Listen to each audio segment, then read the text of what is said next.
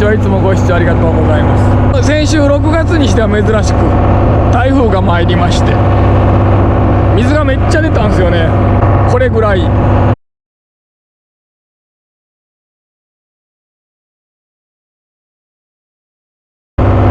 これで海が飛んでくれることでしょう。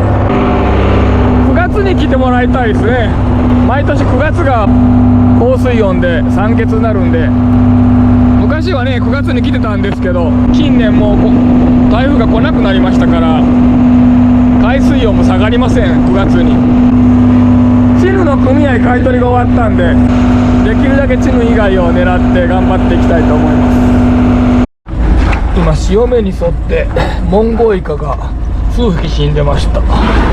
週明けても真水の影響あるみたいですね。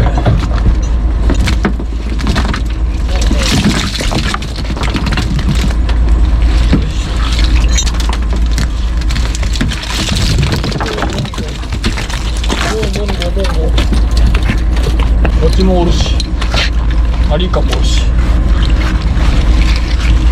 チヌはもう買い取り終わったんで、超えた太ったやつだけ取りたいと思います。よいしょ。モンゴウとハリカでした。1番目まだおった。もう1分追加です。これなんかはまあまあですね。ただやっぱりチヌは5月になると太っててもやっぱ味がいまいちですね。ギギ見え出しましたね。隣町ではケッケっていう名前で売られたりしてますね。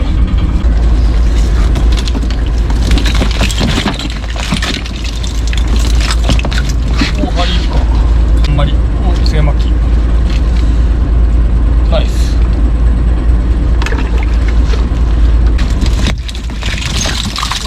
おおイカが今日はなんと、これは完全に台風が来て水が出た影響でしょうね。いなかったんですけどね、ずっと。なんとイカが見えますね、今日は。驚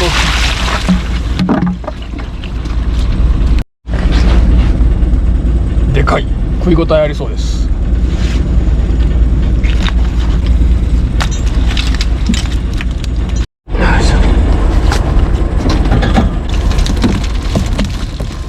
おカニ。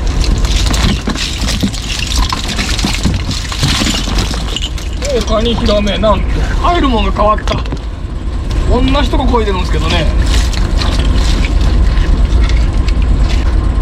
シャコそろそろやわらです。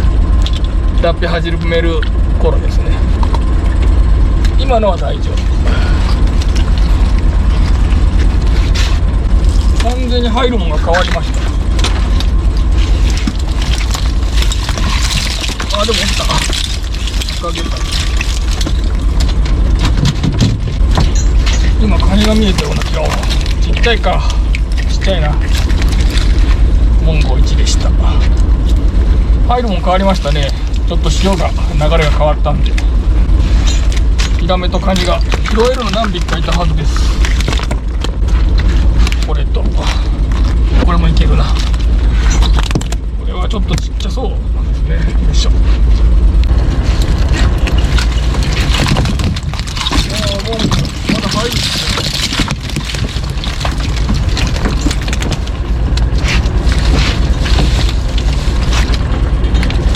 でかい。もう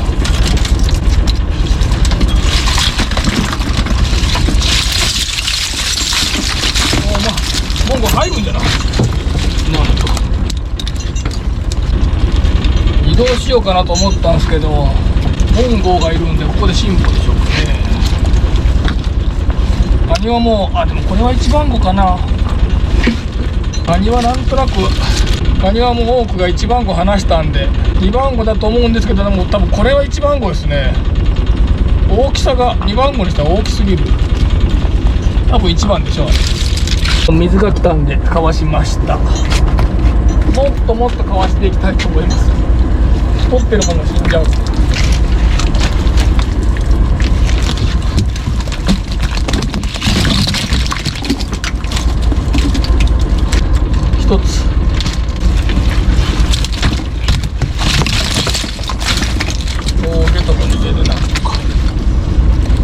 動画も増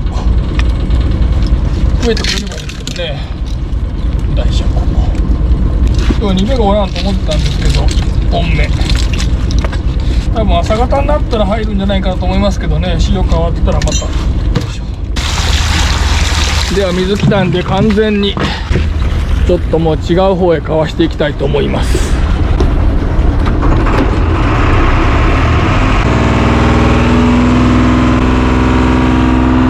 まさか今日水出ると思わんかったですね。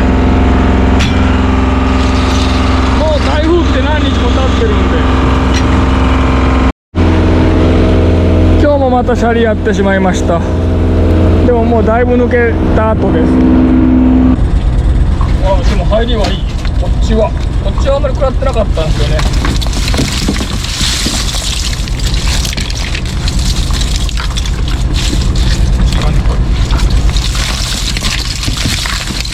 うわ、めっちゃいいじゃないですか。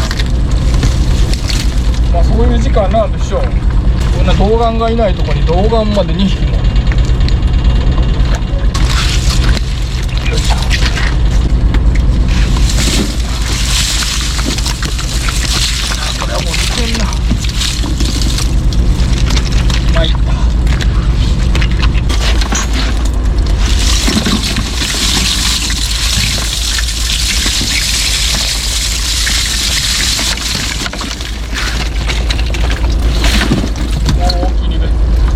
あんまり見たことないですね。何年もやってますけど、このサイズめっちゃ多いんでしょうね。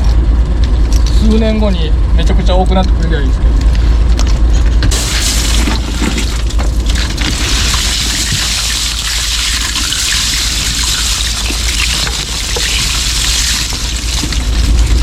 呼ば変えたのはいいけどなんもおらんな。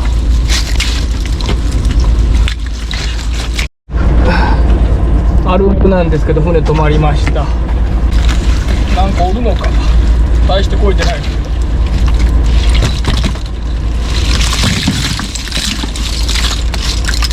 拾うもんなし。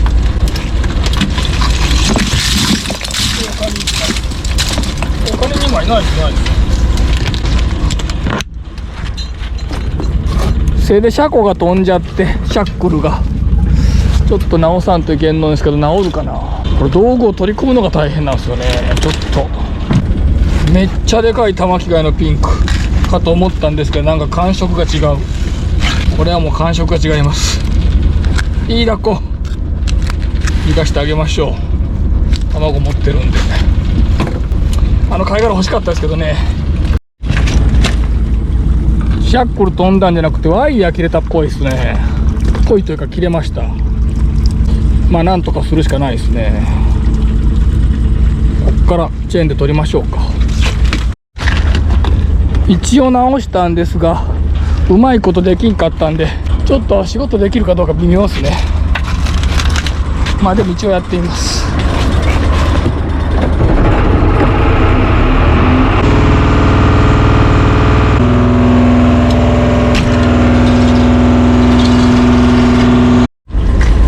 チェーンで取ってるにしてはしっかりガス入ってるという。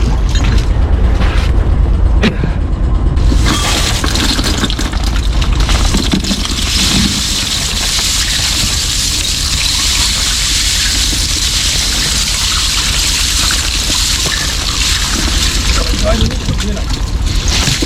あ、でも見えてる。こっちはめっちゃ多いな。やっぱりチェーンで取ったら入らんのでしょうね。当たり前ですけど、こっちは西めっちゃおったな。ゲタとかも入ってて、シャリゲタももう一枚見えたんですけど、赤ゲタもあった。よいしょ。やべえ、ギリギリでした。漕ぎすぎた。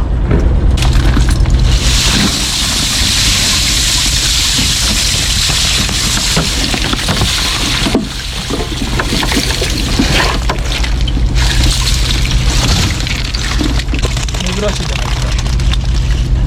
よいしょ。うわ、これは山になりますよ、こりゃ。すごいとこりゃもう。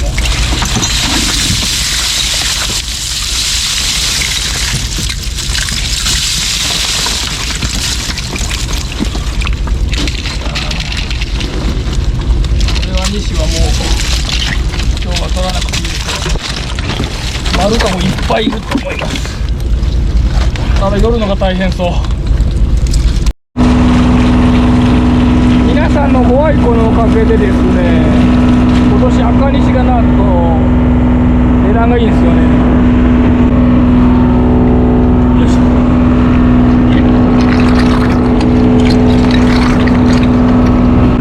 なのでさっきの時間ロス分取り返せれたかもしれません。潮とろんできたんで、さっきよりもっとやばかった。もうほんとギリギリ上がりました。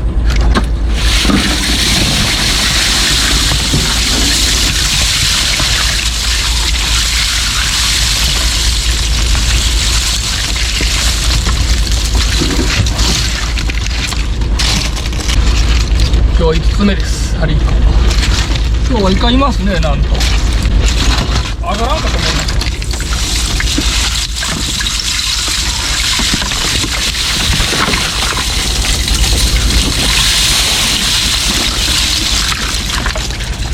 まあ問題は腰が持たんということですね。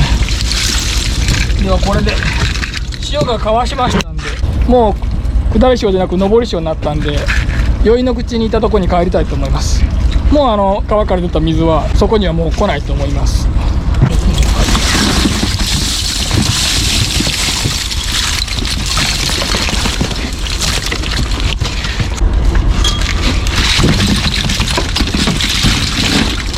お、勇気。これは嬉しい。ニベが全然いません。最近増えたんですけどね。うわ、でっかっ。でっかっ。すごいっすね、これ。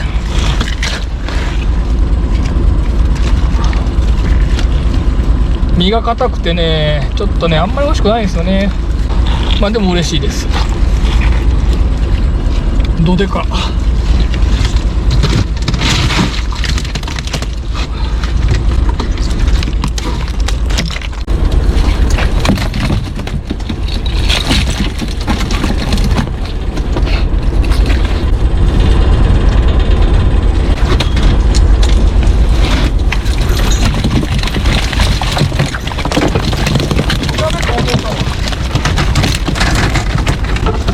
今日は本当にニベが全然いません。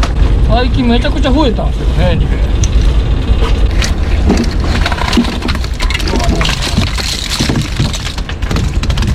モンゴーとハリイカのおかげでなんとか助かってますが、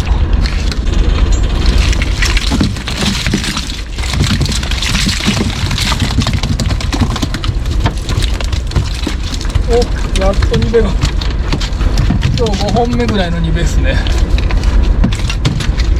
でニベいたらモンゴーいないという。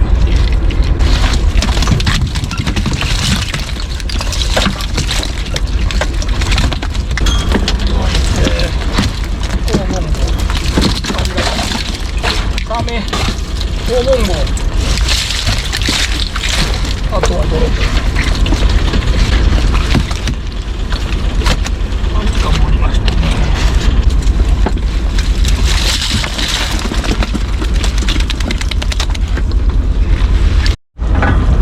水が出た後あるある流木が入りました。出せれるのかね、流木。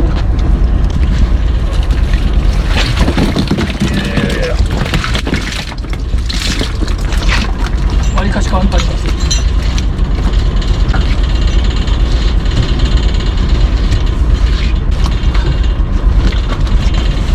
ドラゴンが、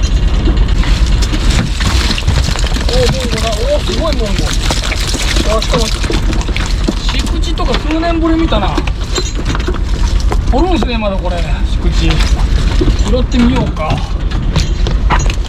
いしょ。じゃあこれで帰りたいと思います。よいしょ、急いで帰らねば。もう夜が明けてきてます。よいしょよいしょ。お疲れ様でした。ラストモンゴーでした。うまいや。アオサギポッチさんたちが待ってます。5匹。5匹。石。よし。でも今日はニベが異常に少なかったです。あれや。あれだけおったニベがなぜか忽然と、あとハモも少ない。今日はダメでした。ただモンゴウが異常に多かったです。なんでこんなに多いんかっていうぐらい。今年おらんのかと思ったらおるんじゃな。おるんだな。びっくりだ。もう4時40分で今日一番なので急ぎましょう。はい、急ぎます。急ぎたいと思うのですが、はい。カツオのたたきをはい。買ってきておいてください。はい。あればあどっかで見つけて、あ。はい。お天満屋でも丸中でも、はい。それがカツオのたたきに合う塩をはい。というコメントをいただいたんですが、はい。全く思いつかんので、はい。 2人でカツオのたたきに合う塩をはいちょっと試してみましょう。はい。皆さん今日もハードワークボレーお疲れ様でした。くれ高知のお酒です。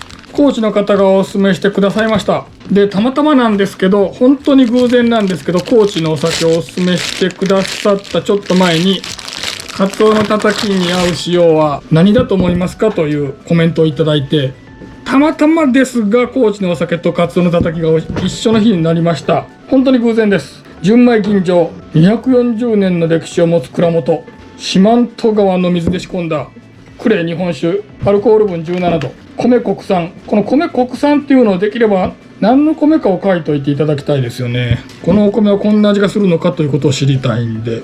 お値段は2145円。お手頃です。買いやすい。全く調べてませんが、おそらく有名なお酒なのでしょう。高知ですからね、なんせ高知。おそらく辛口に違いない。香りは香りめちゃくちゃフルーティー。梨です。梨系のフルーティーさ。本当に梨。新高梨。20世紀というよりは新高梨の匂い。いただきます。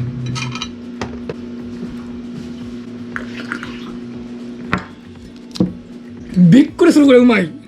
驚き。辛口ですね。やっぱり辛いけど後が辛いって感じでしょうか。最初の一口はもうフルーティー。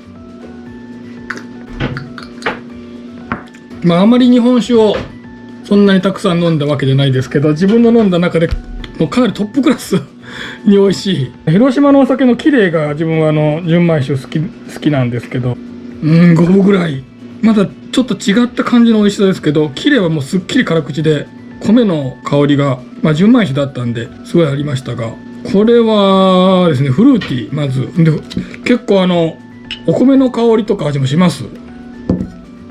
お米の旨味とかなんかふわっとなんて言えばいいんですかね、ふくよかな感じ。お米のがきってその後辛口が来る。いろんなタイプの美味しいがあると思うんですけど、日本酒にもフルーティーでなおかつお米の香りもちゃんとあって、自分は辛口が好きなんですけど、辛口で完璧に近いような。あえて言うなら自分はあまりフルーティーさあまり必要ない人なんで、最初のフルーティーさは別に自分にとっては、でもこれが特徴なんでしょうね。この梨のような感じがとにかくおったまげるぐらい美味しい日本酒ですね。これ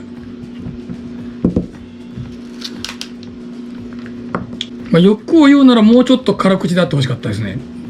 めっちゃ辛いかと思ってたんで、そこまででもない。ただ辛口ではあります。カツオのたたきとなっております。料理名カツオとたたきとなっておりますですさあどの塩いきましょう。前回か前々回の塩で輪島の海塩がなくなったので買い足しておきました。中ごっちゃで申し訳ないんですけど、この中に塩が20種類ぐらいあると思うんですが、選抜させていただきたいと思います。20種類全部試せないので、とりあえず自分の中でこれだと思う塩、もう1位はこれですね。能登の浜塩、もう圧倒的ナンバーワンです。自分の中で何の料理にも合います。しょっぱくない塩です。しょっぱくない塩って言ったら語弊ありますね。塩なんでしょっぱいんで。ただ他の塩に比べると辛さが目立たない。もうナンバーワン、自分の中のもうダントツ1位で、石川県の輪島の海塩、これも万能塩ですね。全ての成分がほぼ均等に、マグネシウム、カリウム、カルシウムそれぞれ豊富です。マグネシウム多いとね苦いんですよね。でカルシウム多いと甘いんです。カリウム多いと酸っぱいんです。なので酸っぱい塩も足しておきましょう。知床の塩、自分が持ってる塩の中では一番カリウム含有量が多くて酸っぱいです。あと選抜メンバーとしてはこちらですね。粟国の塩海塩、前回の動画でしたかね、これも登場しましたが、沖縄の塩です。これも全ての成分がまんべんなく豊富に含まれているしょっぱさはもちろんありのうまみもあります。こちらもうまみもあります。おすすめされた塩買ってみたんで、六助塩、これもちょっと試してみたいと思います。これはですね、どこどこ地方のとかというよりは、このなんかいろんなしいたけとかなんかそういう味付けをしてる塩です。そうおすすめしていただいたんで買ってみました。これも試してみたいと思います。塩次郎の塩、これは高知だったですね。合うでしょう。これもね、手に入らない塩なんですけど、ただですね、これね、個人的にあまりなんですよね。太平洋自体がちょっとしょっぱさが目立つ塩が多いと思います。個人の感想です。あと我が家の塩を代表するのであればこれですかね。月の雫の塩、有名シェフがプロデュースした塩です。これは製造は新潟なんですけど、プロデュースは山形県の方。これぐらいでしょうかね。あと甘みが強いのを言っときましょうか。ヒンギャの塩とそらジオ悩みますけど、そらジオでいきたいと思います。直島の塩。ヒンギャの塩は東京です。空島は直島、香川県です。自分が持ってる塩の中で一番カルシウム含有量が多いということは一番甘いということです。これでいってみたいと思います。その前にクレいただきたいと思います。六助塩をせっかくおすすめしていただいたんで、初めてな。これお二方からなんとおすすめしていただいたんで、多分相当美味しいんだと思います。ただこういう刺身に合うかどうかがまた別の話ですよね。ちょっと六助塩初めてなんで、ちょっと六助塩味見したいと思います。ベロ全体に当てる感じで。だし味確かに、だし味がめちゃくちゃ強い。料理に使うと料理が相当美味しくなると思います。個人の感想です。間違ってたらすいません。ではいただきます。六助塩いただきます。ちょっともう食べてみて。では六助塩をちょっといってみてください。私は一杯やりおります。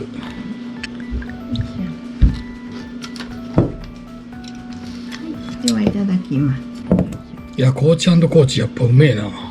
もう正直に言ってください。ガチで。うまいよ。甘めの塩、だしのような甘めの塩です。では次どれいきますか。ちょっと塩塩でいい。塩汁いきましょう。土佐。おそらくこれが一番合うはず。ほんまだ。多分高知県の方はこれが一番好きなはず。塩汁の白、黒とピンク持ってますが、黒を使用しました。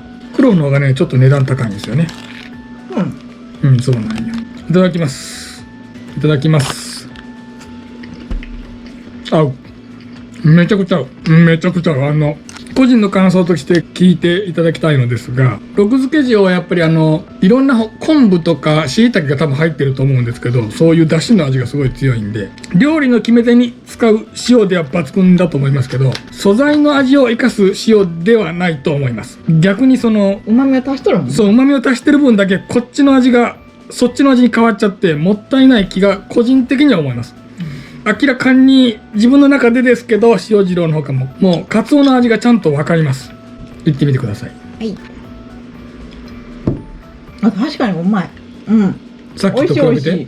さっきのよりもカツオっていうか、俺もそう思う。こっちの方がカツオの味がちゃんと分かる味の塩だよな。輪島行きましょう。はい。石川県の塩です。もう結構自分の中では最強クラスの塩です。いただきます。美味しいですが、輪島の海塩っていろんな旨味が感じられるんですよね。しょっぱいだけの塩の方が余計な味がしない。しなくて、カツオ本来の味を楽しみたいんであれば、もう塩次郎か。今のところ塩次郎。実はですね、自分はあんまり好きじゃないんですけど、まさかこれほどカツオに合うことを今初めて知ってびっくりしてます。ちょっと行ってみてください。輪島の海塩。これも甘い感じがするな。やっぱり甘いのと、あと粒が大きいけん塩の味になってしまうな、いう気がする。こっちの方がカツオの味がわかるよな。極みって書いて瓶に入ってる。知床の塩、酸っぱいやつ。自分が持っている塩の中で一番酸っぱい塩です。どうなんかな。これはちょっと楽しみですね。合いそうにないのはないけど、いただきます。悪くないんですけど、やっぱ酸っぱい塩でこの鉄分の感じ、この感じの魚と、酸っぱくはないですけど、もともとそっち寄りの魚にさらにそれを足した感じで、もう塩次郎のが圧倒的に上ですね。どうぞ行ってみてください。悪くはない。うんうん。確かにそういう感じ。でもなんか余分なもんが入っとるような気が。これと比べては。うん、塩次郎の方が美味しいかな、やっぱり。2番ぐらいかな、でも。次行ってみましょう。はい。はい。次は能登の浜塩がいいです。ああ、とっておきをもう行くんですか。はい。能登の浜塩行きたいと思います。もう自分の中ではもう圧倒的1位優勝の塩なんですけど。カツオに合うかどうかは。そうやな、カツオに合うかどうかよな。塩塩に勝てるかな。塩塩は相当カツオに合ったけん。これに合わなかった料理って今までないんですけど、塩塩が相当美味しかったんで、塩塩に勝てるんかな。いただきます。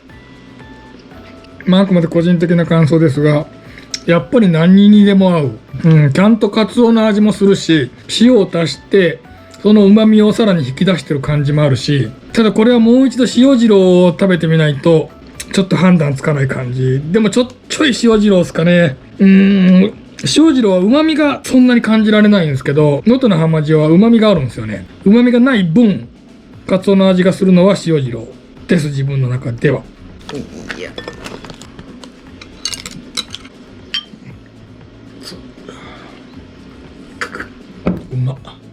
うまいな。でもこれどうなんだろうな、わからんな。俺の感想に流されずに正直に。カツオのうまさなんか、塩のうまさなんか確かにそれはわかる。それはわかります。それとも相乗効果でもっとうまくなってる。でもそれを聞くと、やっぱり塩汁の方が合うんかな。どっちのうまさなんかわからんみたいな感じじゃと、カツオの本当のうまみを引き出すっていう意味ではもう塩汁の方が勝っとるっていうことになるよな。これちょっと最後にもう一遍。じゃあ次は月の雫の塩。わかりました。新潟県。販売者は山形県。これもかなりもうお気に入りの塩で、お客に来てくださった方に振る舞うともう一番人気はこの塩です。いただきます。私としてはですが、最初の6漬け塩みたいな感じでいろんな味が混ざりすぎてカツオの風味とか味を生かしきれてないです。まさかこの塩がこういう結果になるとは思ってなかったのでちょっとびっくりしてます。粒大きいね。でも美味しい。でもなんかカツオの味かな。なんか甘いよな。なんかちゃんと味がして美味しかった。カツオの。カツオの甘さなのか塩の甘さなのかよくわからんかったけど美味しかった。イージュポンママさんはこの月の雫の塩は良かったらしいです。ではちょっと残しておきたいと思います。じゃあそら塩で。そら塩。自分が持ってる塩の中で一番甘い塩です。カルシウム含有量がめちゃくちゃ多いんですよね。1200mg。直島、香川県の直島の塩です。いただきます。悪くないです。全く悪くないです。ちゃんと甘い。カツオが甘くなります。甘い味付けが好きな人は好きなんじゃないでしょうか。ただカツオ本来の味を生かすという意味ではやっぱ塩汁の方が自分の中では上でしょうか。日本酒辛いの飲んでるのもあると思いますが、そうなんかな。辛い方が自分は好きですかね。では飯島ママさん行ってみてください。これも美味しいな。白塩やこのアルケッチャーノに比べてどうでしょうか。塩汁が1番、2番は能登の浜塩。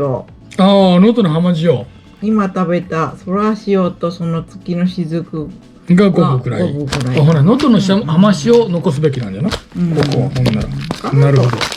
では最後沖縄のアグニの塩です。だし味なんかもあっていろんな味があってお気に入りの塩のうちの一つです。裏についてます。いただきます。塩自体が美味しいんですけど、これもやっぱいろんな味がするんで、カツオ本来の味を生かしてるかと言われると、塩次郎に勝てないんじゃないかなと思います。普通に美味しい。これも、難しいとこ。塩が美味しいけどな、そもそも。この2つを残すのか、それに入ってこれるのかの判断でお願いします。じゃあ3番目ですね。やっぱこの2つじゃあ、やっぱりこれは残るんじゃな。私はですよ。了解です。自分はもう今のところもうダントツ塩次郎です。ダントツ塩次郎であることに驚いてます。では決勝戦行きたいと思います。ただ問題は決勝に残った塩がやはり手に入らない塩2つだったということですね。これちょっと問題ですね。これ両方とも手に入らないんで、なかなかね。3位を決めにゃいけんってことになってしまっております。能登の浜塩。うん、塩汁。自分は圧倒的塩汁です。